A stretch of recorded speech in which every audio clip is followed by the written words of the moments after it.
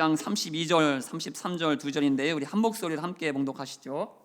요한복음 16장 32절, 33절입니다. 우리 다 함께 한 목소리로 봉독하겠습니다. 시작. 서로 흩어지고 나를 혼자 둘 때가 오나니 벌써 왔도다. 그러나 내가 혼자 있는 것이 아니라 아버지께서 나와 함께 계시느니라. 이것을 너희에게 이르는 것은 너희로 내 안에서 평안을 누리게 하려 함이라. 세상에서는 너희가 환난을 당하나 담대하라. 내가 세상을 이기었노라. 아멘. 오늘 내가 세상을 이기었노라 라는 제목으로 함께 은혜를 나누기 원합니다. 제가 이제 담임 목사가 되어서 다른 교회 목사님들과 교제하는 시간을 이렇게 가끔 갖는 경우가 있습니다. 그럴 때 자주 목사님들이 모여서 하는 이야기 주제가 혹시 어떤 것인지 궁금하시지 않나요? 예, 주로 하는 이야기가 많이 있는데 그 중에 주로 나오는 주제는 안타깝지만 떠난 성도에 관한 이야기, 그리고 곧 떠날 것 같은 성도에 대한 이야기. 어떻게 붙잡아야 됩니까? 라는 지혜를 구하는 이야기를 많이 합니다. 그래도 그럴 것이 저희는 목사님들의 모임을 지방회, 교회 모임을 지방회라고 하는데 저희 지방회가 45개 교회인데 그 중에 한 10개 교회를 제외한 나머지 교회는 성도 수가 많지 않은 수십 명 정도, 그것도 안 되는 교회가 대부분이기 때문에 한 영혼 한 사람이 얼마나 소중하겠습니까? 어떻게 하면 더 이렇게 많은 분들을 전도할까, 이 고민으로 어떻게 하면 함께 신앙생활할까, 이 고민으로 늘 함께 이야기를 나누는 거죠. 그런데 작은 교회만 그럴까요? 작은 교회만 성도가 떠나는 것에 또 예민하고 또 고민하고 신경을 쓸까요? 언젠가 우리 원로 목사님께서 지구촌교회 원로 목사님, 그러니까 담임 목사님 때 일이죠. 이동원 목사님이 담임 목사님 때 이야기를 잠깐 해주셨는데, 이동원 목사님도 교회를 떠난다는 한 성도의 말에 그 성도의 집 앞에 가서 몇 시간을 기다린 적이 있다는 이야기를 저한테 해주신 적이 있습니다. 그때 솔직히 그 이야기를 듣고 놀랐습니다. 지금은 그 교회가 출석 교인만 2만 명이 넘어가는 엄청난 교회인데, 그런 교회가 된 지구촌교회 담임 목사님도 한 성도를 위해 무려 1시간이 아니고 만나주지도 않겠다는 그 성도 집 앞에서 언제 문을 열어줄지도 모르는 그 때까지 기다리셨다는 이야기에 참 많이 놀랐던 적이 있습니다.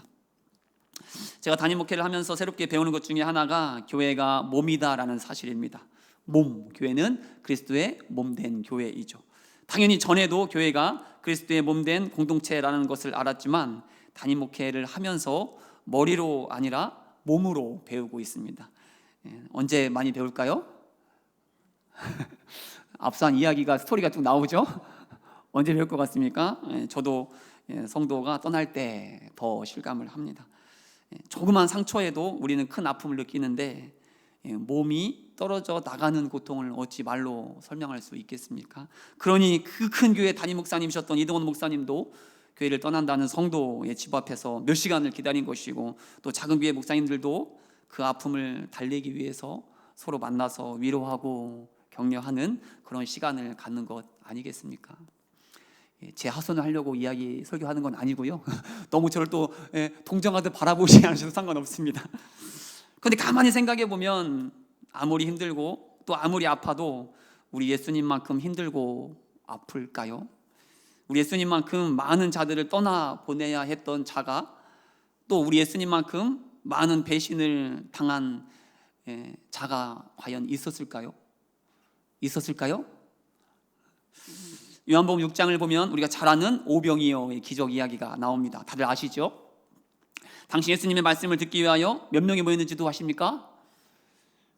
5,000명, 남자만 5,000명. 그래서 남녀노소 다 합치면 대략 한 2만 명 정도가 모였을 것으로 추측을 합니다. 그 많은 사람들이 단지 예수님의 말씀을 듣기 위하여 그 자리에 모인 겁니다. 오늘날로 치면 예수님을 담임 목사님으로 하는 대형교회, 교인 수 2만 명이 되는 대형교회가 그 광야는 아니죠, 그 지역에 세워진 겁니다. 그런데 어떻습니까? 그 교회가 오래 갔습니까? 더욱 성장해 갔습니까? 3만 명, 5만 명이 됐습니까? 아니죠. 제 설교 듣고 있습니까 지금? 요한복음 6장 66절 우리 다 함께 봉독하시죠. 시작. 그때부터 그의 제자 중에서 많은 사람이 떠나가고 다시 그와 함께 다니지 아니하더라. 많은 사람이 떠나갔습니다. 아니, 모였던 자들 중 대부분이 떠나갔습니다. 그렇게 다 떠나고 남은 사람이 몇 명 남았을까요? 67절도 우리 다 함께 봉독하시죠. 시작. 예수께서 12 제자에게 이르시되 너희도 가려느냐. 그 많던 사람 중에 몇 명만 남았습니까? 딱 12 제자만 남았습니다. 그나마 그 중 한 명은 누굽니까? 예수님을 팔려는 그 기회만 호시탐탐 노리고 있었던 그 한 명도 있었습니다. 우리는 12명이 2만 명이 되는 일은 볼 수 있습니다. 그렇죠? 우리나라의 교인 수 2만 명이 되는 교회가 얼마나 많이 있습니까? 우리 근처에도 앞서 말씀드린 지구촌 교회도 2만 명이 넘고, 분당 우리 교회도 2만 명이 넘고, 곧 기흥 지구촌 교회도 2만 명이 넘을 줄 그렇습니다. 그런데 한순간에 2만 명이 12명이 되는 교회를 보신 분 계십니까? 물론 100명에서 12명, 그렇죠? 200명에서 12명은 본 적 있을 수도 있겠지만 무려 2만 명에서 12명으로 작아지는 교회를 보신 분 아마 역사적으로도 없지 않을까 싶습니다. 그런데 그 힘든 일을, 그 말도 안 되는 일을 누가 하셨습니까? 무려 19,988명을 떠나보내는 이 엄청난 일을 해내신 분이 누구십니까? 그렇습니다. 우리 예수님이 하셨습니다. 우리 예수님이 그 엄청난 일을 해내셨습니다. 어떻게 이런 일이 가능하겠습니까? 대체 우리 예수님께서 하신 일이 무엇입니까? 엄청난 잘못을 하셨습니까? 큰 교회 목사님들이 하셨던 그 흔한 실수를 예수님도 하신 겁니까? 아닙니다. 예수님이 하신 일은 떡을 먹기 위해 온 자들에게, 아니 떡을 먹고 배부른 자들에게 참 떡으로 오신 예수님, 생명의 떡으로 오신 예수님을 전했습니다. 진리의 말씀을 선포하신 거죠. 복음을 선포한 겁니다. 그런데 사람들이 어떻게 했습니까? 이 은혜로운 말씀을 듣고, 이 진리의 말씀, 이 참된 말씀을 듣고 예수님 앞에 엎드리는 것이 아니라 오히려 모두 떠났습니다. 그냥 떠난 것도 아니라 예수님을 향해 저 사람 이상한 사람인 것 같아 수군거리며 떠났습니다. 욕하며 떠났습니다. 그렇게 2만 명이 12명이 된 것이죠. 오늘날로 치자면 잘 나가던 촉망받던 목회자가 한순간에 실패한 목회자가 된 겁니다. 한순간에 무능한 목사, 실력 없는 목사가 되어버린 것이죠. 오히려 진리의 말씀을 전했는데, 오히려 복음을 선포했는데 사람들이 다 떠나간 것입니다. 교회 문을 닫게 된 것이죠. 그렇게 철저한 실패를 경험하게 된 것입니다. 그런데 우리도 마찬가지 아닙니까? 목회뿐만 아니라 우리의 신앙생활, 믿음생활도 마찬가지 아닙니까? 얼마 전에 새생명 강의를 하는데 암으로 동생을 먼저 떠나보낸 한 분이 자신의 동생은 누구보다 열심히 믿음생활을 했고, 누구보다 교회에서 봉사 성민도 많이 했고, 누구보다 믿음도 좋아하고, 자기 가족에 형제가 많은데 그 중에 가장 착하고 가장 믿음 좋고 가장 본이 되는 동생이 왜 암으로 고통 가운데에 이렇게 떠나야 했냐라고, 대체 뭘 잘못했기에 이렇게 고난 가운데 처해 했는지 저에게 따지듯 물었습니다. 그런데 생각해 보십시오. 예수님께서도 뭔가 잘못해서 2만 명이 12명이 되었습니까? 예수님께서 제대로 말씀을 전하지 않아서 그 많던 사람들이 떠나게 된 것입니까? 우리도 마찬가지죠. 뭔가 잘못해서 사업이 실패하고 몸이 아프고 또 고난 가운데, 고통 가운데 서 있는 것이 아니다라는 사실이죠. 오히려 제대로 믿었기 때문에, 오히려 참된 말씀을 전했기 때문에, 오히려 세상 속에서 믿음대로 말씀대로 살아내려고 애썼기 때문에 고난과 고통과 환난을 당할 수도 있다라는 겁니다. 그래서 오늘 본문에서 예수님께서 뭐라고 말씀하십니까? 우리 오늘 본문 33절 하반절만 제가 봉독합니다. 세상에서는 너희가 환난을 당하나, 너희가 환난 가운데에 처할 수 있다. 하지만 담대하라, 내가 세상을 이기었노라. 그렇습니다. 우리는 누구나 환난을 당할 수 있습니다. 누구보다 열심히 기도하고, 누구보다 열심히 말씀 보고, 누구보다 헌신 섬김에 앞장서도 우리는 환난을 당할 수 있습니다. 금요일에도 이 자리에 오셨다라고 나는 고난과 고통이 없을 거야, 물론 그러기를 축복합니다. 기도 가운데 응답, 놀라운 은혜가 있기를 축복합니다. 하지만 오히려 그렇기 때문에 우리는 환난 가운데 처할 수 있다는 사실을 기억해야 합니다. 예수님께서 진리의 말씀을 선포해서 생명의 떡으로 오신 예수님을 믿어야 한다고 말씀해서 오히려 2만 명이 12명이 된 것처럼 말입니다. 그런데 그럼에도 우리 예수님은 어떠셨습니까? 그 많던 자들이 순식간에 떠났을지라도 예수님은 어떻게 하셨습니까? 만약 저였다면 벌써 뒷목 잡고 쓰러져가지고 그렇죠? 일어나지도 못하고 있었을 텐데, 아니 복음을 듣고도 떠난 자들을 향해 분노하며 저주까지는 아닐지라도 어디 잘 먹고 잘 사는지 두고 보자고 손가락질 했을 것 같은데, 저 같으면 예수님은 어떻게 하십니까? 우리 중에 대부분이 떠났을 때에 남은 12명의 제자들을 보고 뭐라고 말씀하십니까? 다시 우리 67절 말씀 다 함께 봉독합니다. 시작. 예수께서 12 제자에게 이르시되 너희도 가려느냐? 제발 너희만은 떠나지 말아줄래? 너희는 절대로 가지 말아줄래라고 지금 읍소하는 것이 아닙니다. 또 떠난 자들 향해 저주 또 심판을 명하시는 것도 아니라 예수님께서는 담대히 흔들림 없이 제자들에게 묻는 겁니다. 너희들도 가려느냐? 그렇습니다. 우리 예수님께서는 그 상황 가운데서도 담담하셨습니다. 아니 담대하셨습니다. 영혼에 대한 사랑이 없어서 그러시는 것이 아닙니다. 또 금방 사람들을 불러 모을 만한 능력이 그분께 있어서도 아니었습니다. 예수님께서는 그 상황 가운데에 담대할 수 있었던 이유는, 당당할 수 있었던 이유는 바로 오늘 본문 32절 때문인데, 다 함께 32절 말씀을 봉독합니다. 시작.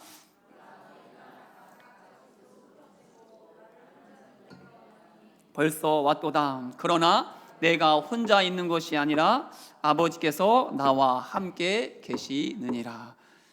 아멘이십니까? 그렇습니다. 예수님께서는 2만 명이 12명이 되는 상황 속에서, 아니 남은 12명마저 다 떠나서 혼자만 남는 상황이 될지라도 예수님은 전혀 흔들림이 없으셨습니다. 당당하셨고 담대하셨습니다. 왜냐하면 예수님은 어떤 상황 속에서도 결코 나는 혼자가 아니라는 사실을 알고 계셨기 때문이죠. 바로 아버지께서 나와 함께 하신다는 이 믿음이 예수님께는 있었기 때문이다. 하나님 아버지께서 언제나 나와 함께 하신다는 확신 가운데에 있었기 때문이다 라는 사실입니다. 그렇습니다. 예수님은 결코 혼자가 아니셨습니다. 모두가 떠나고, 그래서 철저히 혼자 그 모든 십자가의 모든 고통, 고난의 시간을 보내야 했던 그 순간에도 예수님은 결코 혼자가 아니셨습니다. 바로 아버지께서, 하나님 아버지께서 언제나 예수님과 함께 하셨습니다. 그러니 두려움이 없었고, 그러니 그 상황 속에서도 담대할 수 있으셨다. 그리고 오늘 우리도 마찬가지입니다. 우리도 결코 혼자가 아닙니다.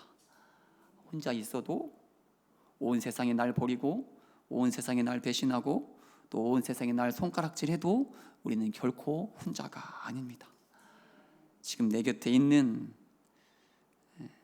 언제나 내 곁에 있을 것 같은 가장 소중한 그 사람이 떠난다고 해도 우리 옆을 한번 바라보시죠. 뒤도 바라보시고, 늘 곁에 있을 것 같은 그 사람, 늘 내 편인 그 사람, 늘 날 위할 것 같은 그 사람이 떠난다고 해도 생각만 해도 슬프겠지만 그럼에도 우리는 혼자가 아닙니다. 왜냐하면 우리 하나님 아버지께서 우리와 함께 하시기 때문입니다. 그것도 영원히 우리와 함께 하셔서 우리를 도와주시기 때문입니다. 이 당연한 말씀이지만 이 당연한 진리를 굳게 붙잡는 우리 금요 기도자가 되시길 축복합니다. 근데 이 믿음의 고백은 단지 예수님만의 고백이 아니었습니다. 사도 바울도 그의 마지막 편지인 디모데 후서를 보면 그가 그 모진 전도의 여정을 감당할 수 있었던 이유를 이렇게 전하는데, 디모데 후서 4장 16절 17절 우리 다 함께 한 목소리로 봉독하시죠. 시작. 내가 처음 변명할 때에 나와 함께한 자가 하나도 없고 다 나를 버렸으나 그들에게 허물을 돌리지 않기를 원하노라. 주께서 내 곁에 서서 나에게 힘을 주심은 나로 말미암아 선포된 말씀이 온전히 전파되어 모든 이방인이 듣게 하려 하심이니 내가 사자의 입에서 건짐을 받았느니라. 아멘. 여기서 내가 처음 변명할 때라는 말은 복음을 전했을 때를 말합니다. 사도 바울이 처음 복음을 전했을 때에 누가 함께 했다라고 말씀은 전하고 있습니까? 누가 사도 바울과 함께 했습니까? 함께한 사람이 한 명도 없었습니다. 사도 바울을 다 버리고 홀로 그 낯선 땅에서 복음을 전하야 했습니다. 근데 그럼에도 그가 담대히 복음을 전할 수 있었던 이유를 무엇이라고 고백하고 있습니까? 말씀을 보면 주께서 내 곁에 서서 나에게 힘을 주셨다. 사자의 입에서 나를 주님께서 건져내 주셨다. 그렇습니다. 예수님이 내 곁에 서 계신다는 그 믿음, 나는 비록 혼자이지만 결코 혼자가 아니라는 그 믿음, 그래서 예수님께서 내게 힘을 주신다라는 그 믿음이 있었기 때문에 사도 바울도 그 외롭고 고통스러운 그 힘든 고난의 시간을 감당할 수 있었다라는 사실입니다. 앞으로 우리가 걷는 이 믿음의 길도 외로울 것입니다. 쉽지 않을 것입니다. 가면 갈수록 더 어려울 수도 있습니다. 아니, 더 어려워질 것입니다. 그 어디에도 하소연할 수 없는 문제도 새롭게 생겨날 수도 있습니다. 믿음대로 사는데, 말씀대로 사는데 더 힘들고 더 고통스럽고 더 눈물 나는 일들이 우리의 삶 가운데 일어날 수도 있을 것입니다. 그런데 그럴 때마다 오늘 예수님처럼 또 사도 바울처럼 결코 나는 혼자가 아님을, 지금 내 곁에 아버지께서 서서 나를 도와주고 계심을 믿음의 눈으로 바라보고 이 모든 환난의 때, 고난의 때를 능히 이겨내는 우리 금요 기도자가 되시길 간절히 축복합니다. 옆 사람 바라보고 이렇게 한번 인사하겠습니다. 우리는 혼자가 아닙니다. 이렇게 인사하시죠. 다시 한번 이렇게 인사하시죠. 하나님이 지금 우리와 함께 하십니다. 이렇게 인사하시죠. 감사합니다. 수도 없이 제가 한 예화인데 그래도 오늘 말씀에 딱 맞는 예화라서 다시 한번 이 예화로 말씀을 마무리하겠습니다. 제가 자주 예화로 듣는 김동호 목사님과 6살 난 막내 아들 이야기인데, 목사님과 막내 아들이 손을 잡고 놀이터 옆을 지나고 있었을 때였습니다. 갑자기 놀이터를 지나갈 때에 놀이터에 놀고 있는 그 막내 아들보다 한 뼘이나 키가 더 큰 형을 보더니 저 형이 어제 자신이 타고 놀던 그네를 빼앗은 형이라고. 그러니까 아빠가 가서 저 형을 좀 혼내달라고 이렇게 이야기를 하는 거죠. 그래서 목사님 그냥 싱긋 웃고 가던 길을 가려고 했는데 갑자기 아들이 어떻게 했죠? 아빠의 손을 뿌리치고 자기보다 훨씬 큰 형한테 달려가서 세게 엉덩이를 한 대 차주고 의기양양하게 돌아왔다라는 이야기입니다. 그런데 그때 목사님이 무엇을 깨달았습니까? 의기양양하게 돌아오는 막내 아들의 모습을 통해 떠오른 성경 인물이 있었는데 누구였다고 했는지 기억나십니까? 바로 골리앗 앞에 선 다윗이 딱 떠올랐답니다. 하나님이 함께 하시는데 골리앗이 뭐가 무섭겠냐는 것이죠. 하나님의 보시기에 한 주먹거리도 안 되는 그 골리앗이 두려워할 것이 무엇이 있겠냐는 것이죠. 오늘 우리도 마찬가지 아닙니까? 하나님이 지금 나와 함께 하시는데 이미 나를 위하여 십자가에 달리신 예수님이, 그래서 사망 권세 이기신 예수님이 날 위해 하시는데 우리가 무엇이 두렵고 무엇이 염려가 되십니까? 그 질병이, 그 육신의 약함이, 그 재정의 어려움이 무엇이 염려가 되십니까? 전능하신 하나님이 나와 함께 하시는데. 그래서 오늘 우리를 향해 예수님께서 말씀하십니다. 골리앗 앞에 서는 우리를 향해 도무지 감당할 수 없을 것 같은 그 문제 앞에 두려워 떠는 우리를 위해 오늘 예수님께서 이렇게 말씀하시는데, 우리 33절 본문 33절 다 함께 한 목소리로 우리 봉독하겠습니다. 시작. 너희로 내 안에서 평안을 누리게 하려 함이라. 세상에서는 너희가 환난을 당하나 담대하라. 내가 세상을 이겨노라. 우리 함께 다시 한번 힘차게 봉독합니다. 시작. 이것을 너희에게 이르는 것은 너희로 내 안에서 평안을 누리게 하려 함이라. 세상에서는 너희가 환난을 당하나 담대하라. 내가 세상을 이겨노라. 아멘. 아멘이십니까? 우리 옆 사람 보고 이렇게 한번 격려하겠습니다. 담대하세요. 걱정 마세요. 이렇게 인사하시죠. 우리 예수님이 이미 세상을 이기셨습니다. 이렇게 인사하시죠.